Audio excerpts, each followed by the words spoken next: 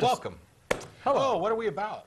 Martin, what are we about? Well, I'm about 5.5 feet tall. You're about the same. And Not about the same. I'm an inch shy of 6 foot tall. I'm skeptical. Oh, maybe. Okay. What are we about? Well, we're about talking to people about this interesting thing called religion and belief and disbelief and non-belief. And, you know, I like getting email from Fundies. I like getting their newsletters. I like, you know, you can't spell Fundy without fun is always a fun fact. And I got this. I signed up for this ages ago. I don't know if you folks have ever heard of these guys, but they're wonderful. They're among my favorites in sort of the Wackaloon Brigade. You all know about Donald Wildman, the American Family Association, and all that. There's a group that's actually crazier. And these guys are led by a Tennessee preacher, I believe he's from Tennessee, a guy named Brandon Howes, and he calls it the Christian Worldview Network. And this is religion taken to the extreme forms of right-wing extremism, and it's all kinds of fun. And they do these little, well, it just all kind of went away. They were doing a really good close-up, and then the camera just like shot off into Wow. outer space. Yeah, so well, that's what's happened when you get these little robot drone cameras. There we go. Clearly, somebody at home was praying that we not actually Yes. show the cover. And Anyway, I got this little newsletter that, or it's they call it the Digest, and it's very similar to, I guess, these watchtower things that you find out in laundromats and what have you. But they sent this, and they said, email us, send your address, and we will shoot you one of these free. We'll shoot you as many as you like. I was very tempted to just order like a whole carton of them, or 1,000 or 2,000 copies, but I just got the one. And as you can see, here's the headline, because you see that it's not like they're alarmist or anything, but they're warning us here. They're saying one nation going under. I assume that's this one. And it says how America's rejection of a biblical worldview is leading to our demise. Dun, dun, dun. Yes. Now, what are some of these things that we are embracing instead of the biblical worldview? Well, apparently, okay, there's humanism.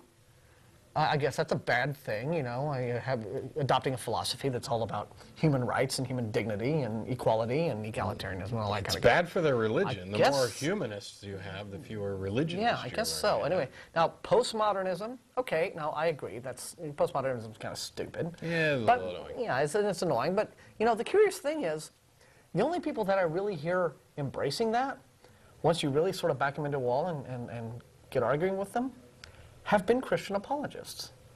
Yeah. You know, we had a fella some years ago. This was many years ago. And just one example of this. We had a minister. He was a military chaplain. Actually, was invited one Sunday to give the Sunday lecture.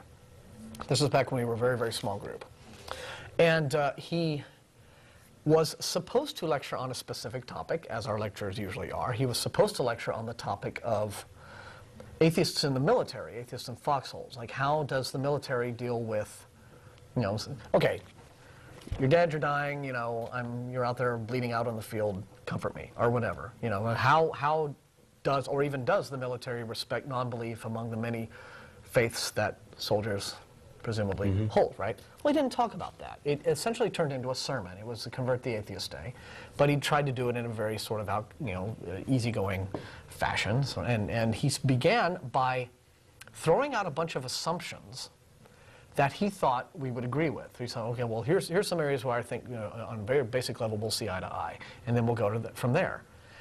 And the very first thing he said was, truth is relative. That was the first thing he said. And we're all just kind of sitting there. He's like, all right, so is everybody with me? And we were just like, no. and it went downhill from there. It's one of... Does that mean you have an aunt named Truth? Is Yeah. that like, yeah. So anyway, it all just got worse from there. I mean, the poor fellow just got dogpiled after that. By the way, and it was, and I think it unfortunately has, you know, there's now I guess been some sort of unofficial policy that it's maybe not a good idea to have theists or at least ministers come and give the Sunday lecture.